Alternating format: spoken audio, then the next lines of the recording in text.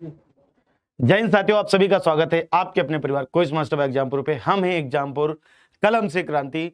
साथियों, एक बहुत ही बेहतरीन, बहुत ही शानदार और बहुत ही अमेजिंग सी क्लास में आप सभी का स्वागत है। आज हम लोग करेंगे हिंदी का लाइव टेस्ट और आप सभी जानते हो कि ये टेस्ट हम लोग रोज करते हैं।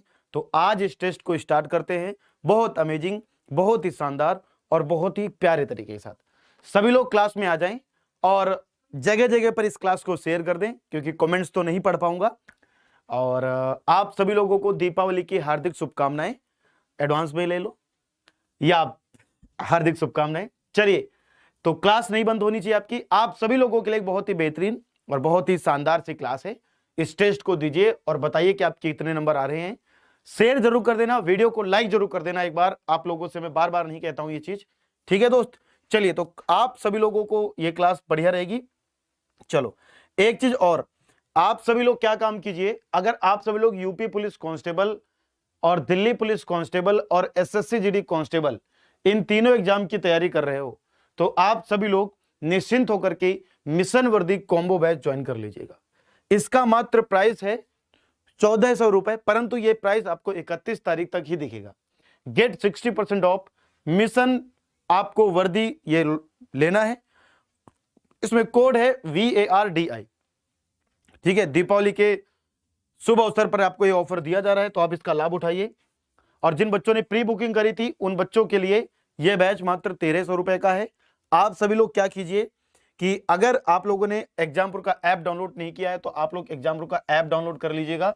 और ऐप डाउनलोड करने के बाद आपको पेड कोर्स में रजिस्टर कर लेना, लॉगिन कर लेना। पेड कोर्स में आपको बैच दिख जाएगा, बाय कोर्स वर्दी कोड लगाना और यहां से आप लोग आराम से इसको ज्वाइन कर सकते हो, कोई दिक्कत नहीं आएगी। चलिए, तो इसी के साथ अब हम लोग अपनी क्लास को स्टार्ट करते हैं। क्लास का क्वेश्चन है, निम्नलिखित में से कौन सा अंतः स्थायी व्यंजन है। आप जानते हैं कि वर्णमाला से एक टॉपिक है और वर्णमाला, इससे क्वेश्चन बहुत ज्यादा आते हैं, इससे क्वेश्चन बहुत ज्यादा आते हैं। तो हम लोग इसको बहुत प्यार से, बहुत तरीके से पढ़ेंगे। निम्नलिखित में से अंतः स्थायी व्यंजन है, अंतः स्थायी व्यंजन है। तो अब आप लोग कमेंट करके बताइए जरा कि इसमें अंतः स्थायी व्यंजन कौन है। मैं कमेंट तो नहीं देख पाऊंगा, पर आप लोग क्या करना है, इसको बताना बाद में, है ना। निम्नलिखित में से कौन अंतः स्थायी व्यंजन है। तो ऑप्शन नंबर ए लय, ऑप्शन नंबर बी पय, ऑप्शन नंबर सी चय, या ऑप्शन नंबर डी तय। तो देखिए, अंतः स्थायी व्यंजन की बात कर रहा है। अंतः स्थायी व्यंजन कितने होते हैं। अंतः स्थायी व्यंजन 4 होते हैं। कौन कौन होता है। एक य होता है, एक रय होता है, एक लय होता है और एक वय होता है। एक रय, य, रय, लय और एक वय। ये 4 व्यंजन जो हैं आपके, ये अंतः स्थायी व्यंजन होते हैं। अब इसमें आपको बताना है कि कौन सा, कह रहा है कि कौन सा है। अच्छा, हाँ, कौन सा है, यही तो पूछ रहा है ना। तो सिर्फ यही तो दिख रहा है मुझे, यानी कि आंसर ए हो गया इस प्रश्न का। यही तो दिख रहा है, आंसर ए हो गया। पय इसमें नहीं है, चय इसमें नहीं है और टय इसमें नहीं है। कौन सा अंतः स्थायी व्यंजन है, तो यही है बस, पय चय टय। ये जो पय और चय और टय हैं, ये तीनों आपके स्पर्शी व्यंजन हैं। ये कैसे हैं, यह आपके स्पर्शी व्यंजन है। और स्पर्शी व्यंजन कुल कितने होते हैं, तो स्पर्शी व्यंजन कुल 25 होते हैं। कुल स्पर्शी व्यंजन 25 होते हैं। अब देखिए, यहां पर समझिएगा आराम से, इसमें कितने वर्ग होते हैं स्पर्शी व्यंजन में। एक कय वर्ग होता है, एक आपका यहां पर एक कय वर्ग, एक चय वर्ग, एक आपका यहां पर टय वर्ग, एक यहां पर आपका तय वर्ग और एक यहां पर आपका होता है पय वर्ग। ये आपके कितने होते हैं, 5 वर्ग होते हैं। इनको बोलने के उच्चारण स्थान भी होते हैं कि किससे कौन बोला जाता है। तो कय वर्ग तो आपका कंठ से बोला जाता है, कय वर्ग पूरा पूरा। और इस वर्ग के अंतर्गत आपके 5-5 वर्ड आते हैं। कितने वर्ड आते हैं, 5-5 वर्ड आते हैं। और कय वर्ग पूरा किससे बोला जाता है, कंठ से बोला जाता है। जैसे कय, खय, गय, ये गय, ये आप किससे बोलो, कंठ से बोल रहे हो। चय वर्ग, तो चय वर्ग पूरा आपका तालव्य से बोला जाता है। ये किससे आपका बोला जाता है, ये आपका पूरा का पूरा तालव्य से बोला जाता है। टय वर्ग किससे बोला जाता है, मूर्धन्य से बोला जाता है। टय वर्ग किससे बोला जाता है, मूर्धन्य से बोला जाता है। और तय वर्ग आपका दंत से बोला जाता है। किससे बोला जाता है, ये आपका दंत से बोला जाता है। और पय वर्ग आपका ओष्ठे से बोला जाता है। किससे बोला जाता है, आपका ओष्ठे से बोला जाता है पय वर्ग।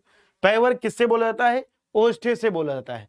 इसको समझने की, बोलने की एक ट्रिक बता देता हूं, ताकि अब आपसे गलती ना हो, आप गलती ना करें। इसकी ट्रिक क्या होगी, यानी कि के टी एम डी ओ, के टी एम दो, के टी एम डी ओ।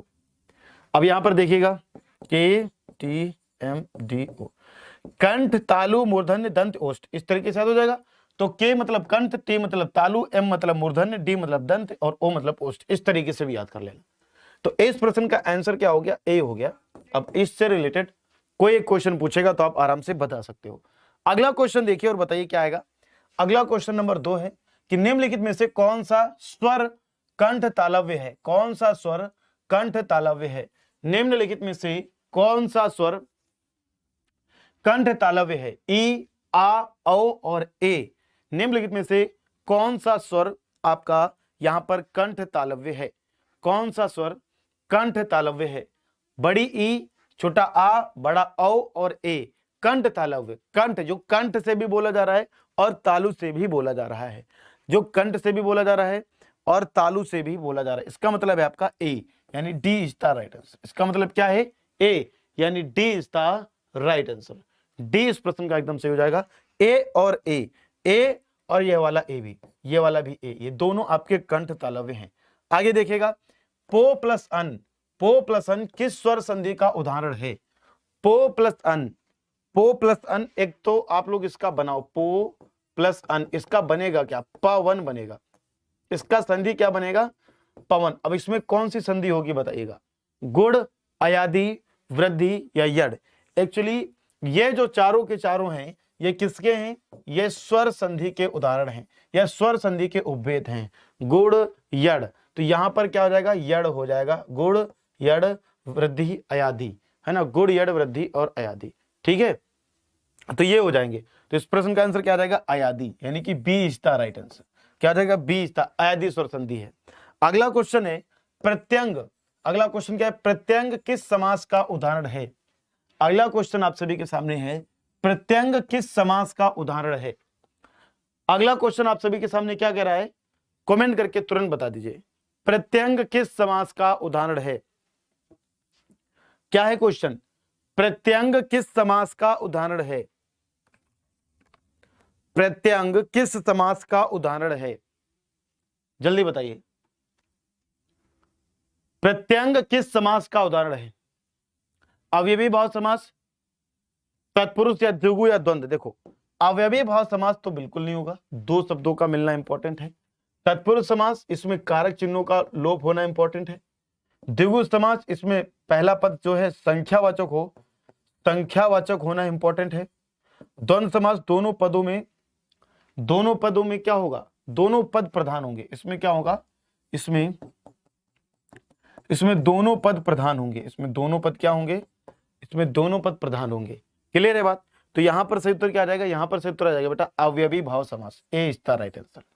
अवयवी भाव समास, A is the right answer. यहां पर सही उत्तर क्या आ जाएगा, यहां पर सही उत्तर आ जाएगा अवयवी भाव समास, आपका ए एकदम सही उत्तर बैठता है। ए क्या बैठता है, एकदम सही उत्तर बैठता है अवयवी भाव समास, A is the right answer.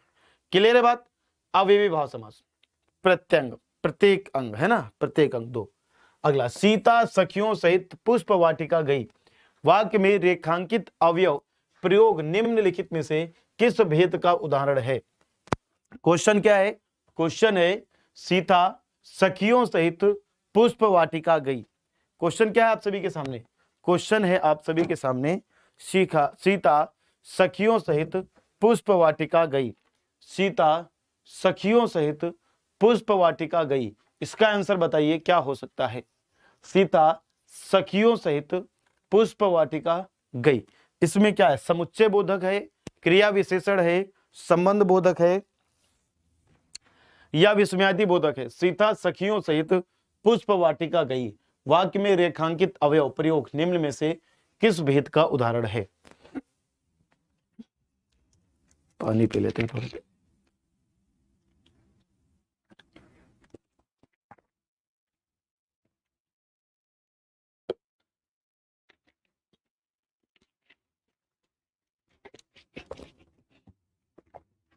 Sita सखियों सहित पुष्प वाटिका गई, इसमें आपका है बेटा संबंध बोधक। क्यों है संबंध बोधक, क्योंकि सीता किसके साथ जा रही है, सखियों के साथ। तो संबंध किससे है? सखियों के साथ। इसमें है आपका संबंध बोधक। इसमें कौन सा है? संबंध बोधक। कौन सा है बाबू? संबंध बोधक। अच्छा मुझे बताइए कि अवयव कितने प्रकार के होते हैं? अवयव कितने प्रकार के होते हैं और अवयव क्या होते हैं? ये दोनों चीजें बताइए। अवयव कितने प्रकार के होते हैं और क्या होते हैं? चलो मैं बताता हूं, कमेंट तो मैं आपके देख नहीं पा रहा हूं। अवयव, अवयव 4 प्रकार के होते हैं। कितने प्रकार के? 4 प्रकार के। अवयव कितने प्रकार के होते हैं? 4 प्रकार के होते हैं। अब इसमें देखिए आप लोग, अवयव हैं क्या? अवयव वे होते हैं जिन्हें परिवर्तन नहीं किया जा सकता, जिन्हें लिंग के आधार पर आप लोग परिवर्तन नहीं कर सकते हो, जिनका आप लोग स्थान के आधार पर परिवर्तन नहीं कर सकते हो, वचन के आधार पर आप लोग परिवर्तन नहीं कर सकते हो, मतलब जिन्हें परिवर्तन नहीं किया जा सकता, इनमें कोई परिवर्तन नहीं हो सकता। एक उदाहरण लूं तो एक बार बताओ, प्रतिदिन लिखा मैंने, ये एक अवयव है, इसमें आप परिवर्तन करके दिखाओ। आप इसमें प्रतिदिन का क्या बहुवचन बनाओगे, इसका क्या वचन चेंज करोगे, इसका क्या स्त्रीलिंग पुल्लिंग बनाओगे, कुछ नहीं हो सकता। ठीक है, तो संबंध बोधक था। अगला क्वेश्चन देखिए, कश्मीरी सेब सिंदूरी लाल होता है। कश्मीरी सेब सिंदूरी लाल होता है वाक्य में रेखांकित शब्द विशेषण के किस भेद के अंतर्गत आएगा? गुणवाचक के अंतर्गत आएगा, परिमाणवाचक के अंतर्गत आएगा, परिणामवाचक के अंतर्गत आएगा, या फिर आपका प्रविशेषण या सार्वनामिक? जल्दी कमेंट करके बताइए। प्रविशेषण या सार्वनामिक? जल्दी कमेंट करके बताइए कि सही उत्तर क्या आएगा। सही उत्तर क्या आएगा इसका? क्वेश्चन क्या है बेटा आपका कि इसका सही उत्तर क्या आएगा? जल्दी बताओ। कश्मीरी सेब सुंदरी लाल होता है। चलो आप लोग बताते रहो, है ना, आप लोग बताते रहो। चलो इसका आंसर क्या आएगा बेटा? इसका आंसर आएगा प्रविशेषण। प्रविशेषण, answer C is the right answer. Answer C is the right answer. अगला क्वेश्चन कि निम्नलिखित में से कौन सा शब्द मस्तक का पर्यायवाची है? निम्नलिखित में से कौन सा शब्द मस्तक का पर्यायवाची है? किसका पर्यायवाची? मस्तक का पर्यायवाची है। लाल ललाट, लालिमा या ललाई? लाल ललाट, लालिमा या ललाई, जो कि मस्तक का पर्यायवाची है, जो कि मस्तक का पर्यायवाची है। जल्दी कमेंट करके बताओ किसका पर्यायवाची? बताइए।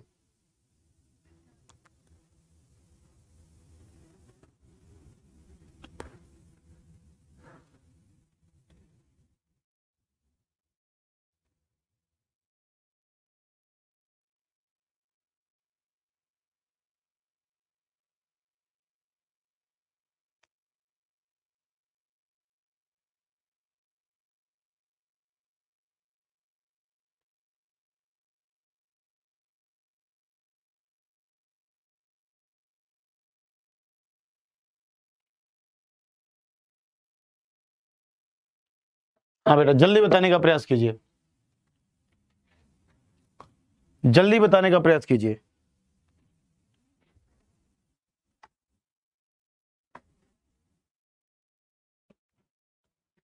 बहुत बढ़िया, चलो आप लोग बताते रहना। खैर कमेंट तो मैं देखने मैं भूल जाता हूं बार बार। सही आंसर क्या है बेटा? ललाट। ललाट, B is the right answer. B is the right answer. Answer क्या हो जाएगा इसका? बी। चलो आगे देखते हैं। निम्नलिखित में से कौन सा विलोम युग्म सही नहीं है? कौन सा विलोम युग्म सही नहीं है? निम्नलिखित में से कौन सा विलोम युग्म सही नहीं है? क्या है क्वेश्चन? निम्नलिखित में से कौन सा विलोम युग्म सही नहीं है? भद्र अभद्र, भय साहस, मूढ़ ज्ञानी, मान्य या फिर धान्य? बताइए बताइए। तो यहां पर भय अगर है किसी को तो उसको डर लग रहा है, इसका विलोम तो साहस ठीक लिखा है। मूढ़, बहुत मूर्ख आदमी जो होता है, इसका विलोम ठीक लिखा है, यानी कि ज्ञानी। इसका मतलब है मान्य, मान्य और धान्य, मान्य और धान्य। तो यह गलत है, यह गलत है। कोई किसी चीज की जो मान्यता होती है कि ये इसमें मुझे मेरी मान्यता है, और उसको उसका विलोम उल्टा हो जाएगा कि ढकोसला या झूठ, या जिसके बारे में उसको कोई विश्वास नहीं है, अविश्वास, है ना, इस तरीके का ये विलोम गलत लिखा है यहाँ पर। D is the right answer. बाकी कोई भद्रता का प्रयोग कर रहा है, ये वाली कोई भद्र है और कोई अभद्र भाषा का प्रयोग कर रहा है, इस तरीके से ये आपका सही। आगे देखिएगा, गाड़ी और गाड़ी दोनों शब्द बोलने में तो एक जैसे ही हैं, एक है गाड़ी और एक है गाड़ी, लेकिन इसके अर्थ अलग अलग होंगे। अब आप लोगों को अर्थ चुनना है कि क्या हो सकते हैं, यान और गहरी, गहरी और यान, गिरी और निकाली, या फिर निकाली और गिरी। क्या होगा आप लोग कमेंट करके इसका बताइए, क्या होगा आप लोग कमेंट करके बताइए। शब्द युग्म के लिए सही अर्थ युग्म आपको चुनना है, तो इसका सही अर्थ युग्म होगा यान, है ना। कहते हैं ना कि कौन सा यान है, और गहरी, तो यान किसमें था, किसी में नहीं था, सिर्फ इसमें ही तो यान था। और गाड़ी तो यही होती है कि वायुयान है, वायु, वायु और आगे क्या लगाया था, यान, है ना। तो यान जो है इसका मतलब गाड़ी ही तो हुआ, यान का मतलब क्या है, यान गाड़ी ही तो हुआ, यान जो है हर चीज आपकी गाड़ी ही तो हुई, समझ रहे हो। यान का मतलब गाड़ी है, वायुयान है, जलयान है, मोटरयान है, ये सभी क्या है, यान का मतलब गाड़ी। और यही चीज लिखी गई थी। और गाढ़ी कहते ना कि कितनी गाढ़ी है, कितनी गहरी, गहराई का से कनेक्शन गहराई से हो जाएगा। आगे देखिएगा, जो इंद्रियों की पहुंच से बाहर हो, वाक्यांश के लिए एक शब्द बताइए। जो इंद्रियों की पहुंच से बाहर हो, जो इंद्रियों की पहुंच से बाहर हो, वाक्यांश के लिए एक शब्द बताइए, वाक्यांश के लिए एक शब्द बताइए, वाक्यांश के लिए एक शब्द बताइए। जो इंद्रियों की पहुंच से बाहर हो, जो इंद्रियों की पहुंच से बाहर हो, वाक्यांश के लिए एक शब्द क्या होगा, इंद्रिय, इंद्रियजित, इंद्रिया निग्रह, इंद्रियातीत, या इंद्रधनुष। जो इंद्रियों की पहुंच से बाहर हो उसके लिए इंद्रधनुष तो बिल्कुल नहीं हो सकता, इंद्रियातीत भी नहीं होगा। बताइए यहां पर क्या इंद्रियातीत हो सकता है क्या, या इंद्रिया निग्रह, इंद्रिया निग्रह भी नहीं। सही आंसर क्या आएगा बेटा, इंद्रियातीत, इंद्रिया निग्रह नहीं, इंद्रियातीत होगा, C is the right answer. इंद्रियातीत होगा लेकिन इंद्रिया निग्रह नहीं। अगला है, उस जगह एक सभा होने जा रही है। रेखांकित शब्द में जो है कौन सा परसर्ग है, उस जगह एक सभा होने जा रही है। क्वेश्चन क्या है आपके सामने,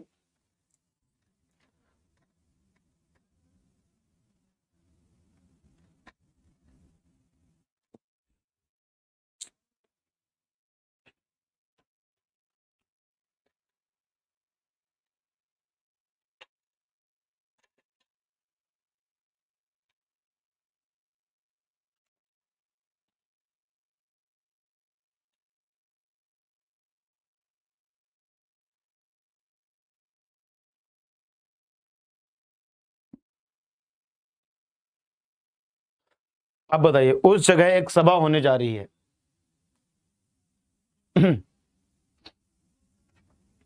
करण, अधिकरण, संप्रदान, अपादान। देखो करण का क्या होगा, से के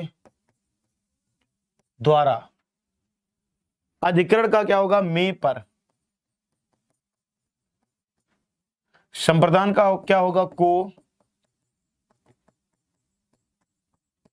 के लिए। अपादान का क्या होगा,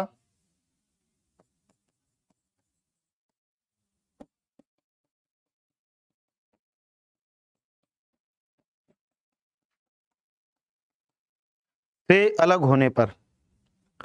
अपादान का क्या होगा बेटा, अपादान का होगा से अलग होने पर।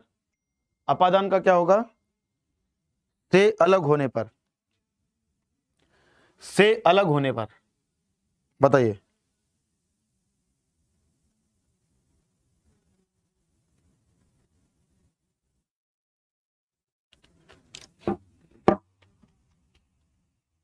उस जगह एक सभा होने जा रही है, तो यहां पर बेटा ध्यान से देख लो एक बार, उस जगह, तो उस जगह पर एक सभा होने जा रही है। यहां पर क्या हो जाएगा, उस जगह पर यानी अधिकरण कारक हो जाएगा। उस जगह पर, में या पर, उस जगह पर एक सभा होने जा रही है। तो बस वो जो पर है ना वो साइलेंट है, वो आपको अपने हिसाब से एडजस्ट करना पड़ेगा या समझना पड़ेगा। अगला, देखा गया हो क्रिया के किस पक्ष का उदाहरण है। देखा गया हो क्रिया के किस पक्ष का उदाहरण है। ऑप्शन नंबर ए संदिग्ध वर्तमान, ऑप्शन नंबर बी संभाव्य वर्तमान, सी संदिग्ध भूतकाल, एंड ऑप्शन नंबर डी संभाव्य भूतकाल। हाँ बताइए क्वेश्चन क्या है, देखा गया हो क्रिया के किस पक्ष का उदाहरण है?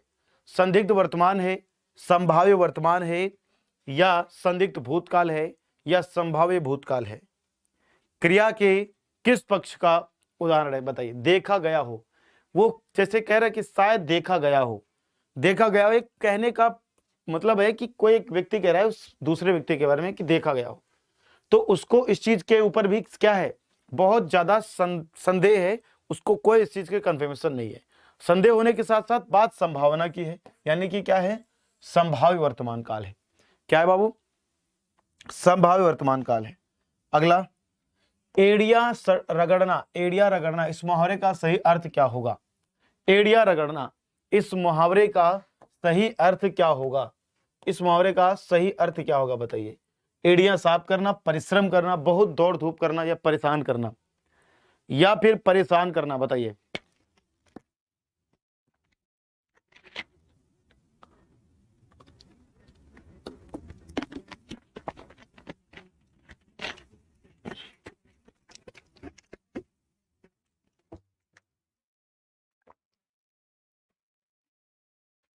बताइए आंसर क्या आएगा। खैर आप लोग बताते रहे ना। एड़िया रगड़ना, इसका आंसर क्या आएगा बेटा? इसका आंसर आएगा बेटा बहुत दौड़ धूप करना। C is the right answer, C is the right answer, बहुत दौड़ धूप करना। आगे देखिए, विशिष्ट अर्थों या गीत में वर्णों की संख्या और स्थान से संबंधित नियमों को क्या कहते हैं? विशिष्ट अर्थों या गीत में वर्णों की संख्या और स्थान से संबंधित नियमों को क्या कहते हैं? क्या है क्वेश्चन?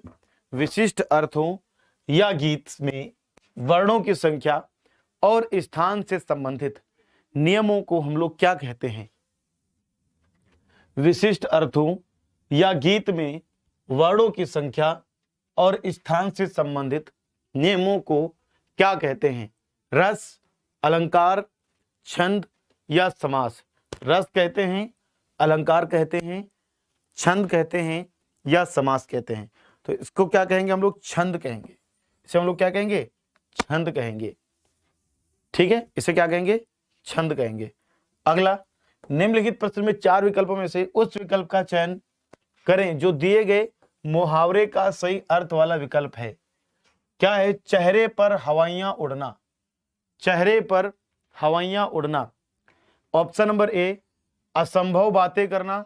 ऑप्शन नंबर बी, चालबाजी से भरी मीठी बातें करना। ऑप्शन नंबर सी, घबराहट आदि के कारण चेहरे का रंग उड़ जाना। एंड ऑप्शन नंबर डी, हिम्मत पस्त कर देना। चेहरे पर हवाइयां उड़ना, बताइए चेहरे पर हवाइयां उड़ना क्या होगा बेटा? आप लोग बताते रहे ना, शेयर शेयर और लाइक कर देना। मैं तो बोल ही पा रहा हूँ, कमेंट तो देख नहीं पा रहा हूँ बेटा आप लोगों की, है ना। बताते रहना आप लोग बताते रहना। तो क्या है कि बेटा घबराहट आदि के कारण चेहरे का रंग उड़ जाना। आंसर सी इस प्रश्न का एकदम सही उत्तर है।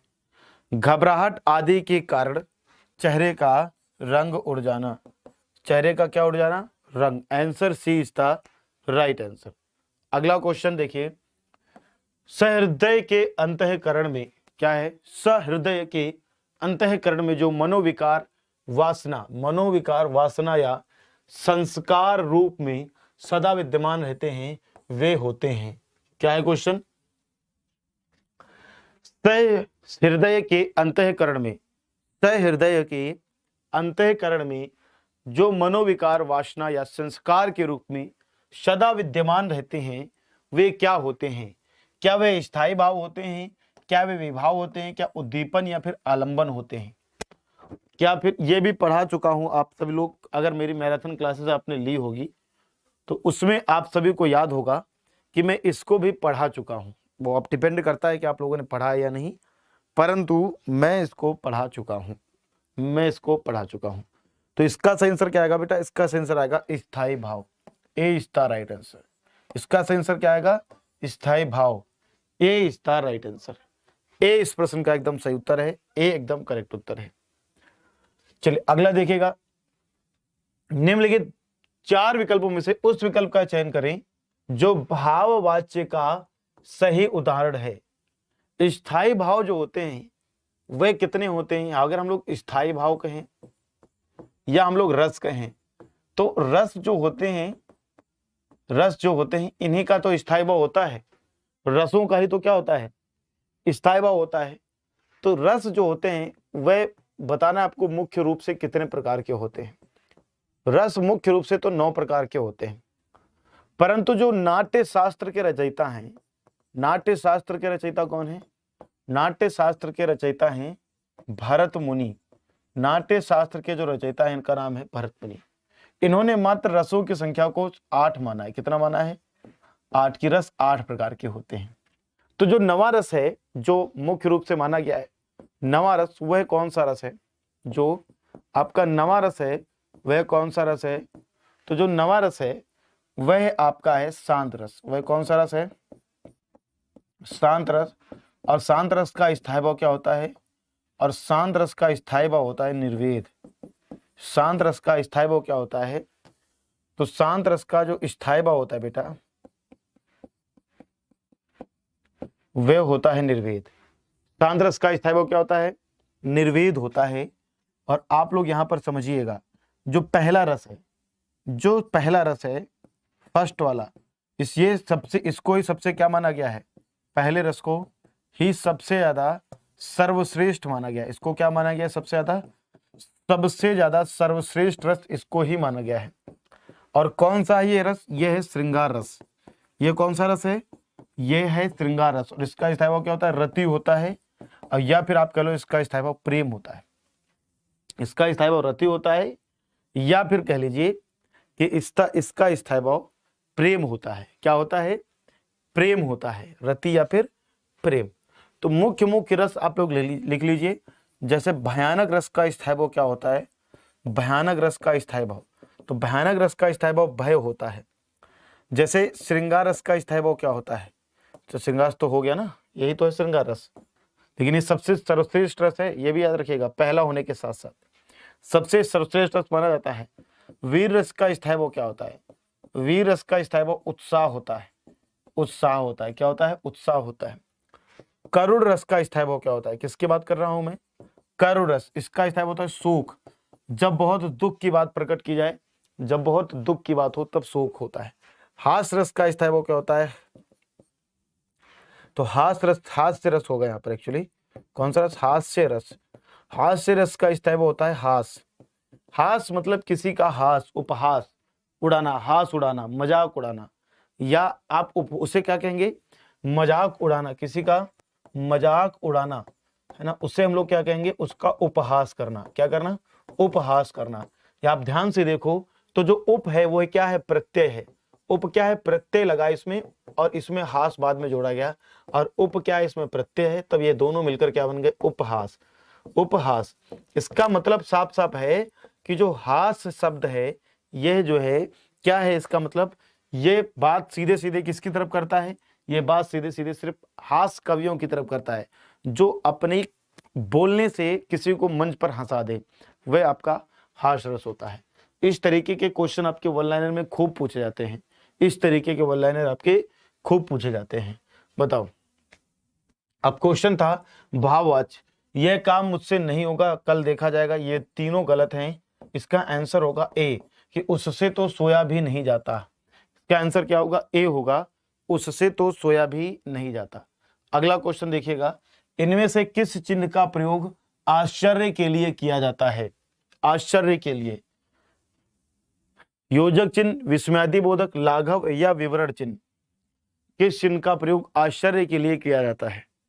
इसमें से किस चिन्ह का प्रयोग आश्चर्य के लिए किया जाता है? क्या है क्वेश्चन?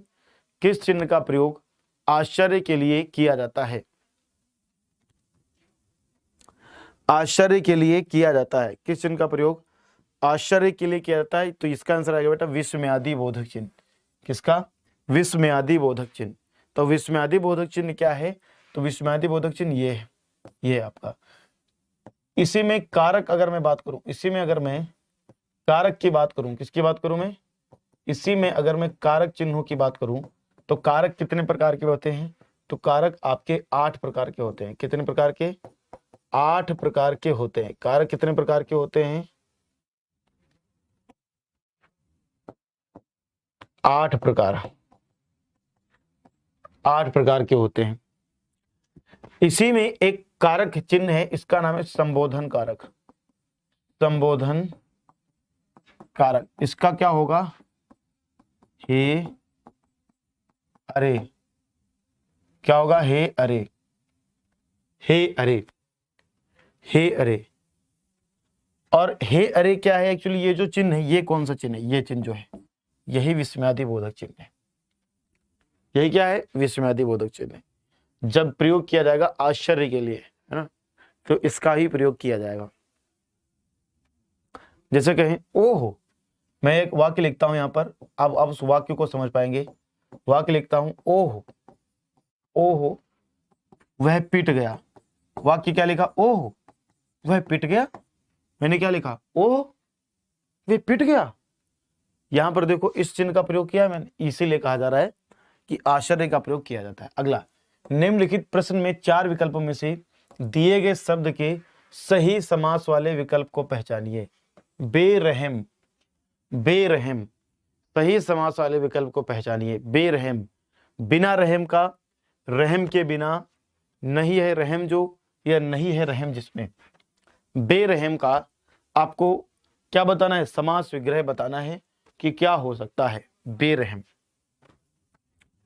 बिना रहम का, रहम के बिना, या रहम है नहीं जिसमें। इसका सही आंसर क्या आ जाएगा? नहीं है रहम जिसमें, नहीं है रहम जिसमें, नहीं है रहम जिसमें, बेरहम। आगे, निम्नलिखित प्रश्न में 4 विकल्प दिए गए हैं, जिनमें से उस विकल्प का चयन करें जो दिए गए शब्द का सबसे अच्छा एक शब्द विकल्प है।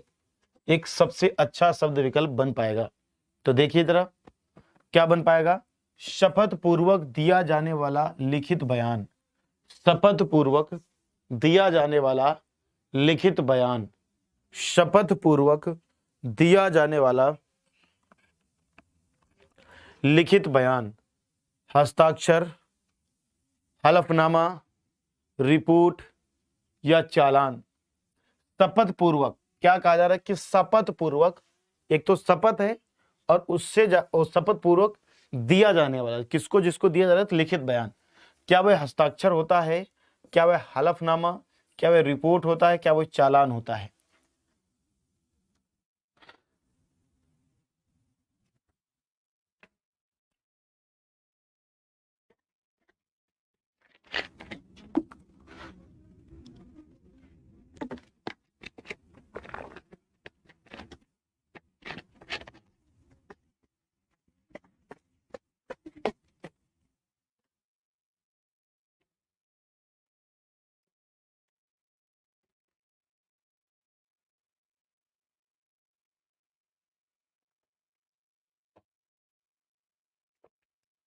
सही उत्तर क्या आएगा बेटा? इसका सही उत्तर आएगा हलफनामा। हलफनामा, 20 स्टार राइट आंसर। सही उत्तर आएगा हलफनामा, 20 स्टार राइट आंसर। आगे, निम्नलिखित प्रश्न में 4 विकल्प दिए गए हैं, जिनमें से एक शब्द दिए गए अनेकार्थी शब्द का एक अर्थ है। उस शब्द का चयन करें। भोग, इसका आपको चयन करना है। 4 विकल्प दिए गए हैं, जिनमें से एक शब्द दिए गए अनेकार्थी शब्द का एक अर्थ है। उस शब्द का आपको चयन करना है। अनेकार्थी शब्द का एक अर्थ है, इस शब्द का आपको क्या करना है? इस शब्द का आपको चयन करना है। इसका सही आंसर क्या आएगा बेटा? नैवेद्य, 20 स्टार राइट आंसर, नैवेद्य। अगला, निम्नलिखित प्रश्न में 4 विकल्पों में से संबंध कारक की विभक्ति नहीं है। संबंध कारक की विभक्ति इनमें से कौन सी नहीं है? बताइए। विभक्ति नहीं है, बाकी क्या है? हाँ, शायद बाकी हो सकती है। भाई एक है जो नहीं है, एक है जो नहीं है। बताइए। जैसे मैं एक वाक्य लिख रहा हूं, पेड़ से पत्ता गिरता है, इसमें कौन सा कारक होगा? बताइए, इसमें कौन सा कारक होगा? निम्नलिखित प्रश्न में 4 विकल्पों में से संबंध कारक की विभक्ति नहीं है। अब मैंने आपसे लिखा पेड़ से पत्ता गिरता है, कौन सा कारक होगा? 2 ऑप्शन भी हो सकते हैं। देखिए मैं आपको समझा रहा हूं, कमेंट तो देखने पर हूं, समझा रहा हूं। पेड़ से पत्ता गिरता है, तो पत्ता किससे अलग हो रहा है? पेड़ से अलग हो रहा है। किससे अलग हो रहा है पत्ता? पेड़ से अलग हो रहा है। जब अलगाव की स्थिति होगी तो अपादान कारक होगा। कौन सा कारक होगा? अपादान कारक। और अपादान कारक जो है, जब अलगाव की स्थिति होगी तो अपादान कारक होगा, और अपादान कारक का चिन्ह होता है से अलग होने पर या से अलगाव होने पर अपादान कारक बनेगा। तो हम लोग देखते हैं कि संबंध कारक में क्या क्या विभक्ति होती हैं। संबंध कारक में कौन कौन से होते हैं? तो एक होता है का, की, ना, नी, रा, री, रे। ये होते हैं आपके संबंध कारक। ये क्या होते हैं आपके? संबंध कारक। तो देखो, नी है, हाँ नी है, के है, हाँ के है, रा है, हाँ रा है। तो कौन सा नहीं है? ये नहीं है। और ये किसका होता है? ये करण कारक का भी होता है, करण कारक का भी हो सकता है। करण कारक के क्या होते हैं? से और के द्वारा, और के द्वारा तो हो सकते हैं ना करण कारक के, से और के द्वारा, से और के द्वारा। और अपादान का भी हो सकता है। अपादान का क्या होता है? अपादान का भी होता है से, लेकिन अलग होने पर या अलगाव होने की स्थिति पर। अब इसमें क्या है?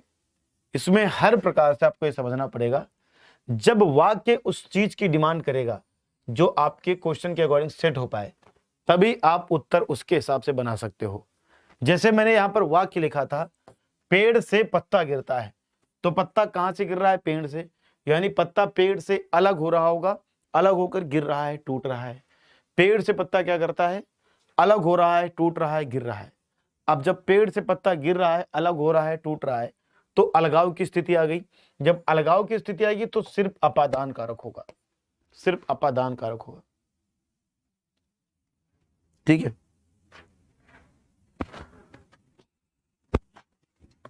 अगला क्वेश्चन आपके स्क्रीन पे कि निम्न वाक्य में विशेषण की किस अवस्था से है? निम्न वाक्य विशेषण की किस अवस्था से है? मैं तुमसे ज्यादा दयालु हूं, मैं तुमसे ज्यादा दयालु हूं। निम्न वाक्य विशेषण की किस अवस्था से है? मैं तुमसे ज्यादा दयालु हूं। क्या है? कि मैं तुमसे ज्यादा दयालु हूं या ज्यादा दयालु हूं। निम्न वाक्य विशेषण की किस अवस्था से है? मैं तुमसे ज्यादा दयालु हूं। ऑप्शन नंबर ए मूलावस्था, बी उत्तरावस्था, सी उत्तमावस्था, या डी इनमें से कोई नहीं, या डी इनमें से कोई नहीं। तो मैं तुमसे ज्यादा दयालु हूं मतलब तुम बीच वाले की बात हो रही है। जब बीच वाले की बात हो रही है तो क्या होगा? उत्तरावस्था। C is the right answer, C is the right answer, C is the right answer. क्या होगा? C is the right answer. चलिए अगला क्वेश्चन देखिएगा। निम्नलिखित प्रश्न में 4 विकल्पों में से उस सही विकल्प का चयन करें जो बताता है कि बच्चे पिकनिक गए थे, जो बताता है कि बच्चे पिकनिक गए थे। क्या है क्वेश्चन? बच्चे पिकनिक गए थे। ऑप्शन नंबर ए संदिग्ध भूतकाल, ऑप्शन नंबर बी हेतु मत भूतकाल, ऑप्शन नंबर सी सामान्य भूतकाल, एंड ऑप्शन नंबर डी पूर्ण भूतकाल। निम्नलिखित प्रश्न में 4 विकल्पों में से उस सही विकल्प का चयन करें जो बताता है कि बच्चे पिकनिक गए थे। संदिग्ध भूतकाल होगा, हेतु मत भूतकाल होगा, सामान्य भूतकाल होगा, या पूर्ण भूतकाल होगा? बताइए। या फिर आपका पूर्ण भूतकाल होगा।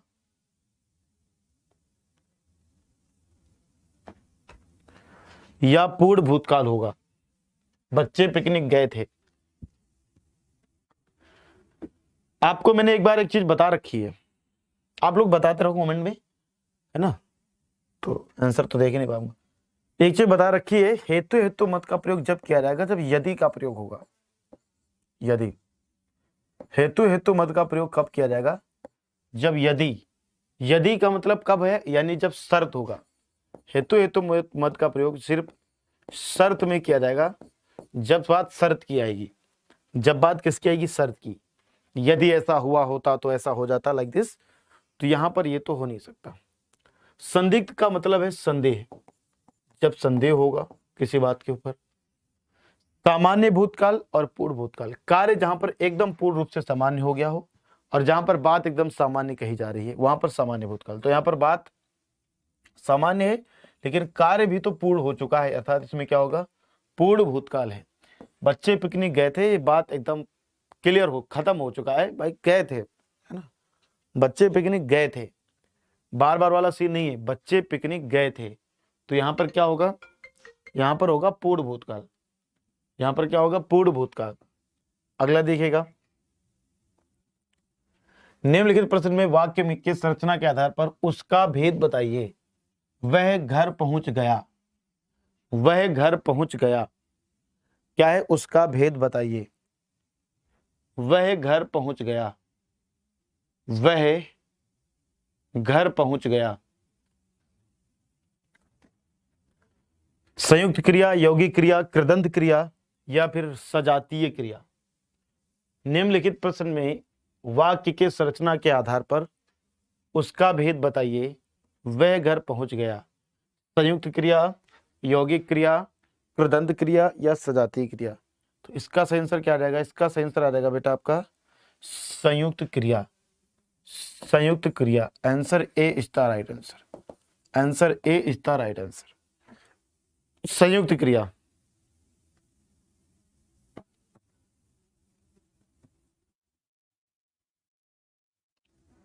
क्या होगा, संयुक्त क्रिया। आगे देखिएगा, निम्नलिखित प्रश्न में चार विकल्पों में से उस विकल्प का चयन करें जो दिए गए शब्द का सही स्त्रीलिंग वाला विकल्प है। गूंगा, गूंगा का सही स्त्रीलिंग क्या होगा, गूंगे, गूंगिया, गूंगी या गूंगू, क्या होगा बताइए, सही बताइए विकल्प कौन सा बनेगा, सही विकल्प कौन सा बनेगा, कमेंट करके तुरंत बताओ कि सही विकल्प कौन सा बनेगा। सी, डी, जो भी बने आप लोग बताते रहना, मुझे तो उस पर प्रतिक्रिया करने का मौका नहीं मिल पा रहा है। गूंगे, गूंगिया, गूंगी या गूंगे, तो गूंगी बन जाएगी, क्या हो जाएगा, C is the right answer, C is the right answer. आगे, नीचे दिए गए शब्द का सही बहुवचन वाला विकल्प पहचानिए। नीचे दिए गए शब्द का सही बहुवचन वाला विकल्प पहचानिए। कन्या, सही बहुवचन वाला विकल्प पहचानिए।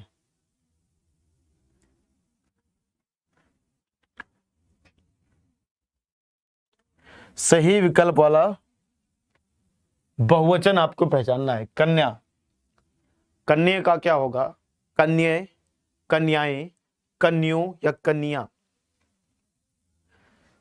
सही बहुवचन वाला विकल्प क्या बनेगा, कन्या का बहुवचन कन्याएं हो जाएगा, बहुत आसान है ये तो, कन्या का बहुवचन कन्याएं हो जाएगा। आगे देखते हैं अगला, नीचे दिए गए शब्द का सही बहुवचन वाला विकल्प पहचानिए। बिटिया,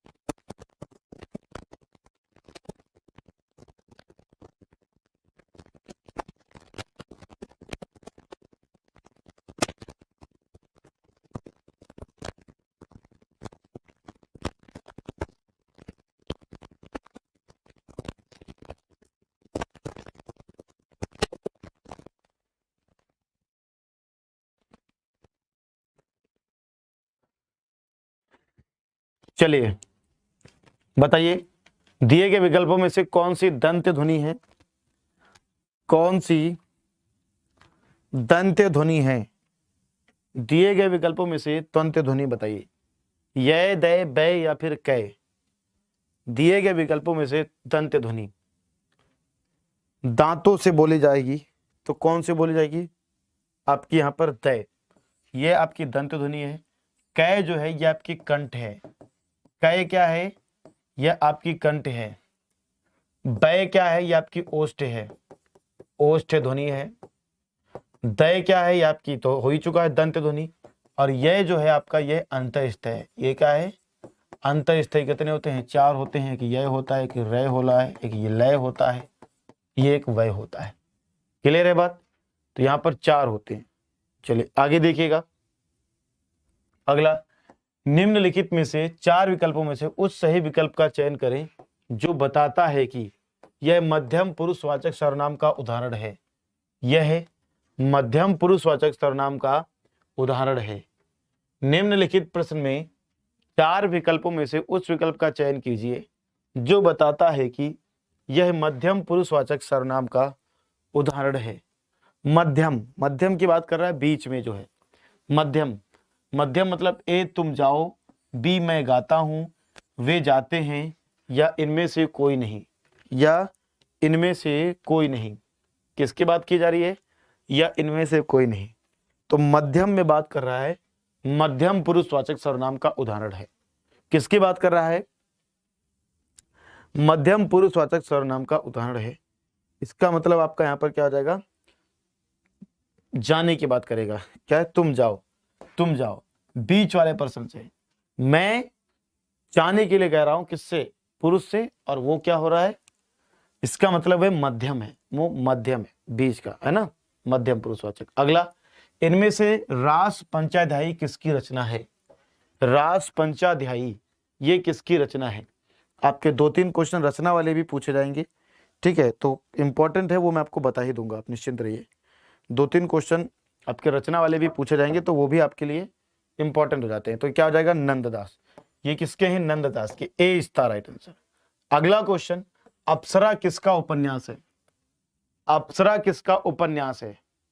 अगला क्वेश्चन है आपके स्क्रीन पे कि अप्सरा किसका उपन्यास है। तो अप्सरा जो है बाबू, वो निराला का उपन्यास है। इनका पूरा नाम है सूर्यकांत त्रिपाठी निराला। आगे, इनमें से कौन सी आत्मकथा तुलसी राम द्वारा रचित है? इनमें से कौन सी आत्मकथा तुलसी राम द्वारा रचित है? कौन सी आत्मकथा तुलसी राम द्वारा रचित है? तुलसी राम द्वारा रचित है। लास्ट में ही हो जाया करेंगे। इसका नाम है मधुरिया, ठीक है। अगला, नसीरा शर्मा को उनके किस उपन्यास के लिए साहित्य अकादमी पुरस्कार से सम्मानित किया गया था? नसीरा शर्मा को उनके किस उपन्यास के लिए साहित्य अकादमी पुरस्कार से सम्मानित किया गया था? तो क्या हो जाएगा? पारिजात। D is the right answer, पारिजात। पारिजात, इसको पारिजात के लिए नसीरा शर्मा को सम्मानित किया गया था। डी आपके प्रश्न का एकदम सही उत्तर हो जाएगा। आगे आप लोग अगर Uttar Pradesh police constable, Delhi police constable या फिर एसएससी जीडी की तैयारी कर रहे हैं, तो आप सभी लोगों के लिए एक बहुत ही बेहतरीन और बहुत ही शानदार बैच हम लोग इसको देते हैं। इसकी संज्ञा मिशन वर्दी कॉम्बो बैच। आप सभी लोग यूपी पुलिस कांस्टेबल की तैयारी कर रहे हो, दिल्ली पुलिस कांस्टेबल की या एसएससी जीडी कांस्टेबल की तैयारी कर रहे हो, इसके लिए मिशन वर्दी कॉम्बो बैच आप सभी लोगों के लिए है। आप सभी लोगों को हैप्पी दिवाली भी, और हैप्पी दिवाली के ही मतलब स्पेशल ऑफर पर, आपको दिवाली के खास मौके पर आपको ये ऑफर दिया जा रहा है। आपको ये ऑफर दिया जा रहा है। इसको आपको कोड क्या यूज करना है? तो कोड है VARDI, वर्दी। वर्दी ये कोड आपको लगाना है और आपको 1400 रुपए का ये बैच मिल जाएगा, जो कि ये बैच आपका 3500 रुपए का है। ये बैच कितने का है? ये बैच है मात्र 3500 रुपए का, और ये बैच आपको 1400 को मिल जाएगा, ठीक है। प्री बुकिंग जिन स्टूडेंट ने की थी उनको 1300 रुपए का मिल जाएगा। 31 तारीख तक ये ऑफर अवेलेबल है। एग्जामपुर का ऐप डाउनलोड कर लेना, और ऐप डाउनलोड करके इसको रजिस्टर और लॉगिन कर लेना। जो आपसे उसमें इन्फॉर्मेशन मांगी जाती है वो भर देना, और इसको पेड कोर्स में आपको ऐप बैच दिख जाएगा। यहाँ पर आप बायो कोर्स पे क्लिक करना, ये कोड लगाना VARDI कैपिटल लेटर में, और फिर आप लोग पेमेंट करना है यहाँ पर, और पेमेंट सक्सेसफुल हो जाएगी और आप बैच में क्या हो जाओगे, इनरोल हो जाओगे। ठीक है, तो यही बात आपको बतानी थी। आई थिंक आप लोगों को क्लास समझ में आई होगी। कमेंट में आपके देख ही नहीं सकता था।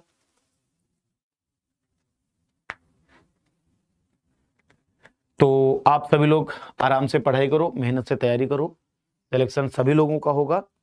सभी लोग, ये लास्ट आप लोगों के लिए मौका है, इसको जाने मत देना। ठीक है दोस्त, थैंक यू आप सभी लोगों का। जय हिंद, नमस्कार। और ऐसे ही हमारी जो है हमसे जुड़े रहिए, मेहनत करिए, सिलेक्शन लीजिए, पक्का आप सभी लोगों का सब अच्छा होगा। आप निश्चिंत रहो, बस मेहनत करते रहो। आप मेहनत आपका धर्म है। ठीक है, मेहनत आपका धर्म है, वर्च्यू आपका, वर्च्यू बहुत इंपॉर्टेंट है। ठीक है दोस्त, धन्यवाद, जय हिंद।